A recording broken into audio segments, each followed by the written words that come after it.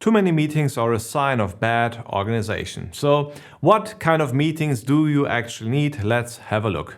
Well, you need meetings on the project layer.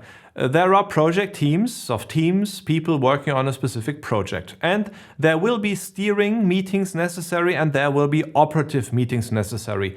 For every project, please ask, how often do we need to steer? That can be once a month, every 2 months, every quarter with slow-paced projects, but that can be weekly or sometimes even daily. In crisis management, you have steering meetings daily where you analyze the situation and think about what to do the next day. And operative meetings can also be daily or every quarter. And this is something you need to decide with the project team and then plan in those meetings with the concerned people. And again, do not do meetings to sit together to do individual work. Everybody needs to be expected to do their work on their own, but steering and fixing problems where you need a team, that is the reasons why you want to have meetings. The next level is the team layer. So a project team might be a diverse team with one from marketing, one from selling, one from production, one from product development. But a team is the functional team in terms of the team in the org chart.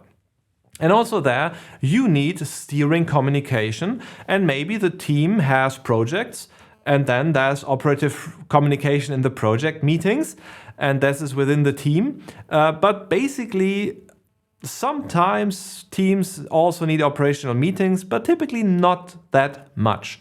And one recommendation that we do there is something we call a team all-in. So per team, we define one slot a month, or one slot every 2 weeks, or one slot every week, where you do a team all-in. And this is a mixture of steering communication, some operative questions if they pop up, and also social communication.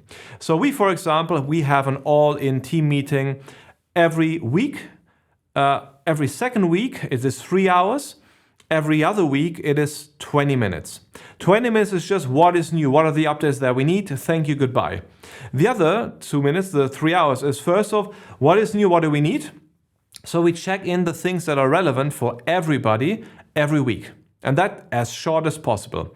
We have a specific list in our work management system, and whenever somebody has a feeling we need to discuss it, they put it into our project list for that all-in, and we just go through the list as soon as possible.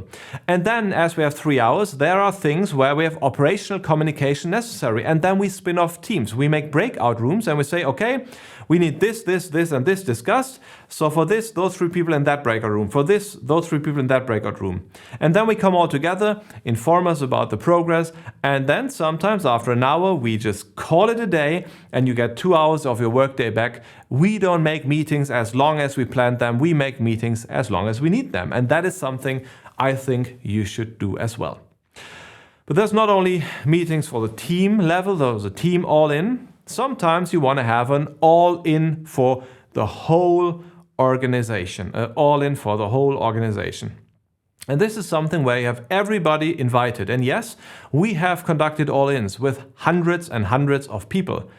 And sometimes it's getting too big. If you have a big organization with 100,000 people, what you do is you do all-ins with compartments, with OEs per country, for example, or you boil it down into 4 segments, and then you send delegates into the bigger all-in so that you have a communication that is all-in. And why do you want that? And you don't need to do it weekly, it can be once a quarter, for example. But why do you want to do that? Well, you want to have a space for also bottom-up communication. And a space for top-down communication. There are things you as a management, as leaders want to communicate down. There's things where you as an employee want to communicate something up.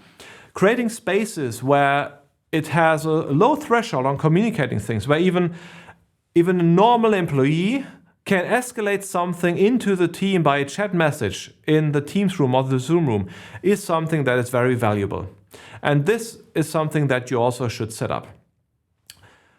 First start is look at the project layer communication, plan that in based on every project. Second step is Ask yourself, do you need an extra operative communication for the team or a steering communication? How often do people meet anyways? The more often they meet in project meetings, the fewer communication you should have in a team layer.